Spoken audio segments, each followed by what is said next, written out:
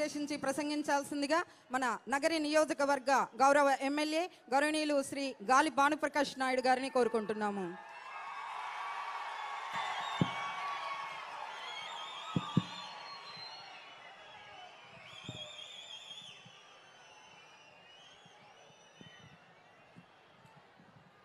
అందరికీ నమస్కారం. అందరూ బాగున్నారా?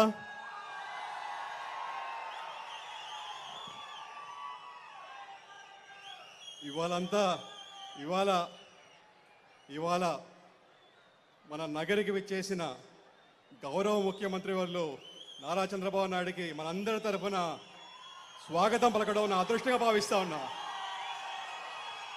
అందరూ గట్టిగా ఒకసారి సారి కోసం అని తప్పట్టు కొట్టి స్వాగతం పలకండి.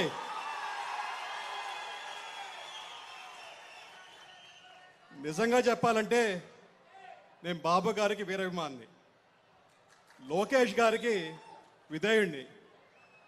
ఒక విధంగా చెప్పాలంటే నా రాజకీయ ప్రస్థానం మా నాయన గాలి ముద్దుకృష్ణారెడ్డి గారి స్ఫూర్తితో స్టార్ట్ అయినా కూడా లోకేష్ గారి ఇచ్చిన స్ఫూర్తితో, బాబు గారి ఆశీస్సుతో, నగరి ప్రజల దీవెనతో ఇవాళ మీ ముందు ఎమ్మెల్యేగా నిల్చోమన్నా. మీ అందరి ఆశీర్వాదం ఇది. మీరు ఉండబట్టి, మీరు చేయబట్టి ఇవాళ అఖండ మెజారిటీతో గెలిపించారు. మీకు ఎప్పటికీ రుణపడటం. మీరు ఎంత చేసినా తక్కువే మీ నగరి ప్రజలకి. అలాగే నేను అమెరికాలో ఉండేవాడిని. అమెరికాలో ఉండేటప్పుడు ఒక ఫ్యాసినేషన్ ఉండేది బాబు గారి గురించి. ఎవరు చూసినా బాబు గారి గురించి మాట్లాడేవాళ్ళు. అమెరికాలో అది కూడా అక్కడ పేపర్లో బాబు గారి గురించి రాసేవాళ్ళు. న్యూయార్క్ టైమ్స్ లాంటి ఆ పెద్ద పెద్ద పేపర్లో కూడా బాబు గారి గురించి ప్రస్తావించేవాళ్ళు. అప్పుడు అనుకునేవాడిని, ఒక రాష్ట్ర ముఖ్యమంత్రి, అది కూడా ఇండియాలో, అక్కడ డెవలపింగ్ నేషన్ అంటారు మనల్ని అమెరికాలో, అలాంటిది మన బాబు గారి గురించి అక్కడ విశిష్టంగా రాసేసేవాళ్ళు. అంటే ఒక forward thinking leader, vision leader, బ్రహ్మాండంగా డెవలప్ చేస్తున్నాడు ఆంధ్రప్రదేశ్ని, ఇవాళ ఆంధ్రప్రదేశ్ రూపురేఖలు మారుస్తున్నాడని చెప్పి వాళ్ళు కోకొల్లలుగా అక్కడే రాసేవాళ్ళు. అప్పుడు అనుకునేవాడిని, అబ్బా మనం గుర్తించలేదు కానీ అమెరికా వాళ్ళు గుర్తించారని చెప్పేది. అలాంటి లీడర్ ఇవాళ మనకి దొరకడం మన చేసుకున్న అదృష్టం. అది నిజంగా చెప్పాలంటే ఇవాళ దేశంలో చాలా పాలసీస్ కూడా సార్ చెప్పిన దాంట్లో ఇవాళ ఆదర్శంగా తీసుకొని చేస్తా ఉన్నారు. నిజంగా చెప్పాలంటే ఎడ్యుకేషన్ రిఫార్మ్ తీసుకున్నామంటే ఇవాళ మన దేశ విదేశాల్లో చాలామంది పట్టభద్రులు పోయి మంచి లైఫ్ లీడ్ చేస్తున్నారంటే ఆ రోజు సార్ పాలసీ ఒక దిశానిర్దేశం ఇచ్చింది. ఎందుకంటే చాలామంది వందల కాలేజీలు ప్రైవేట్ సెక్టర్లో పెట్టి అందరికీ చదువుకునే అవకాశం ఇచ్చారు. కాబట్టి ఇవాళ ఎక్కడ చూసినా కూడా ఇంజనీర్లు ఉన్నారు, డాక్టర్లు ఉన్నారు. అందరూ కూడా దేశ విదేశాల్లో కూడా స్థిరపడి ఇవాళ అందరికీ సేవ చేసే భాగ్యం దొరుకుతూ ఉంది. మీరంతా తెలుసు. అలాగే మనం చూసాం, ఒకప్పుడు మన ఆంధ్రప్రదేశ్ అంటే రైస్ బౌల్ ఆఫ్ ఇండియా అనేవాళ్ళం, అన్నపూర్ణ అనేవాళ్ళం. ఇవాళ ఆంధ్రప్రదేశ్ అంటే ఐటీ అంటున్నాం, బీటీ అంటున్నాం, ఫార్మా అంటున్నాం. ఇలాగా అన్ని రంగాల్లో కూడా ఇవాళ ఆంధ్రప్రదేశ్ ముందుందని చెప్పడానికి ఏకైక నిలువుడు అర్థం మన సార్ సీఎం గారు. అలాగే ఒక విషయం చెప్పాలి సార్ మీకు. సారు ఈ మధ్యకాలంలో కూడా ఒక గొప్ప పని చేశారు. ఎక్కడో ఉన్న కృష్ణమ్మని మన కుప్పంకి తీసుకొచ్చారు. కుప్పమ్మకి కృష్ణమ్మని తీసుకోవడమే కాదు, వైసీపీ అంటే పులివెందలకు కూడా మనమే ఇచ్చాం కృష్ణమ్మ నీళ్ళను కూడా. పులివెందలకు కూడా కృష్ణమ్మ నీళ్ళు కూడా సార్ భాగ్యమే. సార్ మా నగరికి కూడా కృష్ణమ్మని తీసుకురావాల్సిన, అది మీ వల్లే సాధ్యం సార్. అది మీరు చేస్తేనే అవుతుంది సార్. అది అలాగే మన నగిరిలో ఇందాక సార్ అడిగారు, మనకున్న సమస్యలేంటి, మనకున్న ముందున్న అవకాశాలు ఏంటని.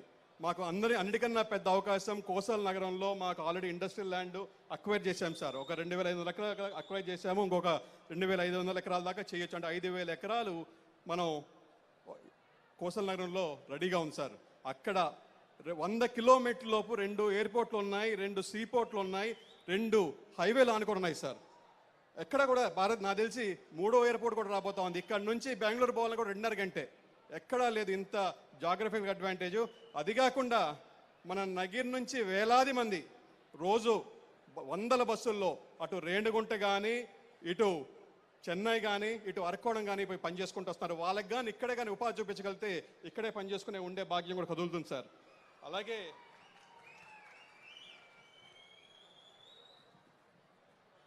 అది సఫలీకృతం చేస్తారని చెప్పి భావిస్తున్నాం సార్. అక్కడ ఒక బ్యాలెన్సింగ్ రిజర్వాయర్ కడితే ఆ ఇండస్ట్రియల్ నీడ్స్ కూడా మనం నీళ్ళు ఇచ్చే ప్రయత్నం చేశారు. ఎందుకంటే దానికి సెల్ఫ్ క్యాచ్మెంట్ ఏరియా కూడా ఉంది సార్. అక్కడ దానికి ఒక 0.5 టీఎంసీ సెల్ఫ్ క్యాచ్మెంట్ ఏరియా కూడా ఉంది సార్. అలాగే మనం ఇవాళ స్వచ్ఛాంధ్ర స్వర్ణాంధ్ర కోసం ఇక్కడంతా సమావేశమయ్యాం. ఈ కార్యక్రమం ఇప్పుడు మనం చేసుకుంటున్నాం. కానీ బాబు గారు 2000 సంవత్సరంలోనే ఏం పెట్టారు? జన్మభూమి. ఏం పెట్టారు? స్వచ్ఛాంధ్ర ప్రోగ్రాం ఆ రోజే జన్మభూమి కింద పెట్టి మన పరిసరాలు శుభ్రంగా పెట్టుకోవాలని చెప్పి క్లీన్ అండ్ గ్రీన్ అని చెప్పేసి ఆ రోజే నిదానం తీసుకొచ్చి ప్రతి ఒక్క పాఠశాలలో కానీ ప్రతి ఒక్క ఆంధ్రుడిని ఆ రోజు ఇన్వాల్వ్ చేసి అది ప్రతి ఒక్క మనిషిలో ఉండాలి, పరిశుభ్రాలు అంతా కూడా శుభ్రంగా పెట్టుకోవాలని చెప్పేసి ఆ రోజు చెప్పారు. ఇవాళ దానికి సంబంధించిందే ఇవాళ స్వచ్ఛాంధ్ర. మనం కూడా సార్ చెప్పినట్టు మన పరిసరాలను శుభ్రంగా పెట్టుకుంటే చాలా సమస్యల నుంచి దూరంగా ఉంటాం. ఖచ్చితంగా మీరంతా చేస్తారని చెప్పి ఆశిస్తా ఉన్నా. ఇంకొక ముఖ్యమైన విషయం సార్, మన మున్సిపాలిటీస్లో మాకు తాగడానికి రంగునీరు సమస్య ఉంది, అలాగే డ్రైనేజ్ సమస్య ఉంది, అలాగే శానిటేషన్ సమస్య ఉంది. ఈ సమస్యలను కానీ ఖచ్చితంగా మనం కానీ ఒక సొల్యూషన్ అంటూ తేగలిగితే ఈ ఏరియా కూడా క్లీన్ అండ్ గ్రీనే కాదు, నిజంగా చెప్పాలంటే అంటే ఇక్కడ ఉన్న నగిరిలో ఉన్న వాళ్ళ జనాలంతా కూడా చాలా మంచోళ్ళు. ఏమంటారబ్బా మీరంతా మంచోళ్ళే కదా? ఖచ్చితంగా మిమ్మల్ని ఆదర్శంగా తీసుకుంటారు. మీ వెంట నడవడానికి ఎప్పుడు రెడీగా ఉన్నారు. మీరంటే చచ్చిపోతారు సార్. ఇంతమంది నేనేమి డబ్బులు ఇచ్చి రమ్మల్లా ఒక పిలిపిచ్చా, ఇట్లా మారిగా గౌరవ ముఖ్యమంత్రులు నగరికి వస్తున్నారు, మీరు రావాలి అంటే ఎంతమంది వచ్చారు చూడండి సార్ మీకోసమని.